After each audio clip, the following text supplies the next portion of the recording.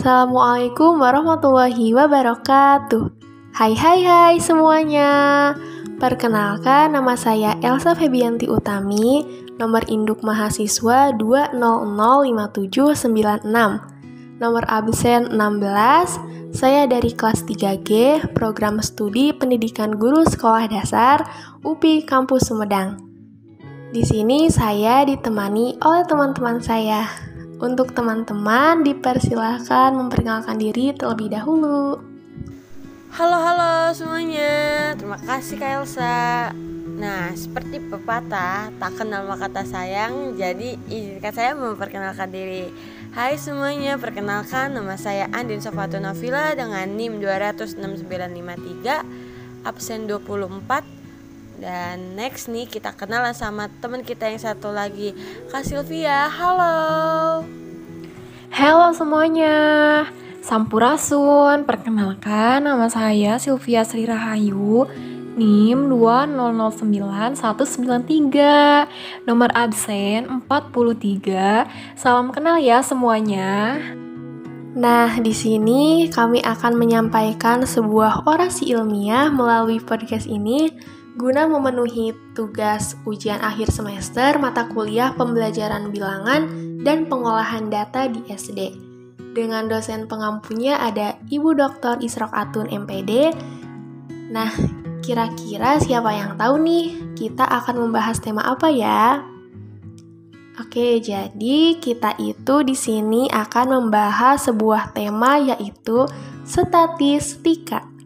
Lebih tepatnya mengenai pengenalan statistika dalam matematika di SD. Selamat mendengarkan.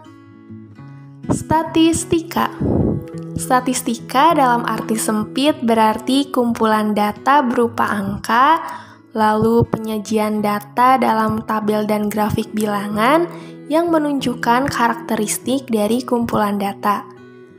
Nah, sedangkan statistika dalam arti luas merupakan suatu metode yang digunakan dalam pengumpulan dan analisis data yang berupa angka-angka sehingga dapat diperolehnya suatu informasi.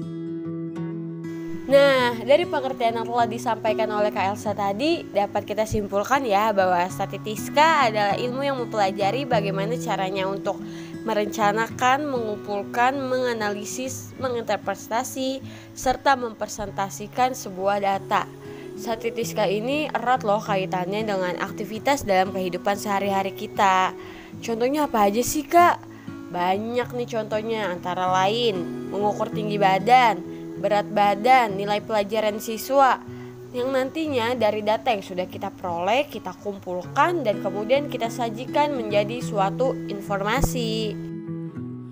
Lalu, perlukah pembelajaran statistika diajarkan di sekolah dasar? Tentunya sangat perlu adik-adik. Pembelajaran statistika perlu dikenalkan pada siswa sekolah dasar untuk melatih kemampuan mencari sebuah data maupun kemampuan dalam menghitung. Namun, anak-anak usia sekolah dasar belum dapat berpikir secara mendalam, maka statistika yang diajarkan masih bersifat pengenalan.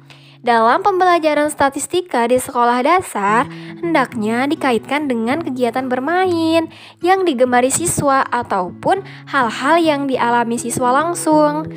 Kegiatan pembelajaran untuk materi statistika dapat dilakukan di dalam ataupun di luar kelas dengan pantauan guru.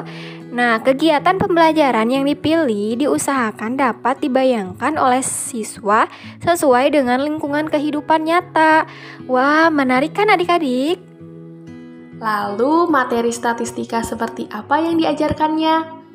Nah, jadi salah satu contoh kegiatan statistika yang diajarkan kepada siswa SD adalah ukuran pemusatan data yang meliputi min, median, dan modus. Min merupakan nilai rata-rata dari keseluruhan data. Median adalah nilai tengah dari suatu data, dan modus adalah nilai dari suatu data yang sering muncul. Itulah kiranya materi statistika dasar yang paling sederhana dan perlu diajarkan kepada siswa SD. Untuk lebih jelasnya akan disampaikan oleh Kak Andin. Silahkan Kak Andin. Wah, terima kasih Kak Elsa. Nah, di sini kita akan melanjutkan tentang materi min, median, dan modus yang tentunya seru sekali loh adik-adik. Nantinya adik-adik akan disuruh untuk melakukan penelitian sederhana. Misalnya, siswa diminta untuk mengumpulkan data tinggi badan dari 5 teman-teman yang ada di kelasnya.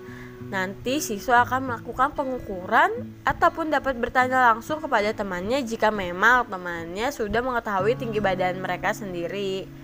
Lalu setelah data yang diinginkan terkumpul, siswa dapat melakukan kegiatan selanjutnya yaitu menghitung min, median, dan modus dari data tersebut. Nah, sekarang bagaimana ya cara menghitungnya? Cara menghitungnya akan dijelaskan oleh Kak Sylvia. Simak baik-baik ya adik-adik. Oke Kak Andin, menemukan min. Min merupakan nilai rata-rata dari keseluruhan data. Dari data tinggi badan 5 teman yang sudah terkumpul tadi, guru meminta siswa untuk mengurutkan data tersebut dari yang terkecil hingga yang terbesar. Jumlahkan semua tinggi badan teman yang telah diurutkan dan hasilnya dibagi 5. Karena jumlah datanya ada 5.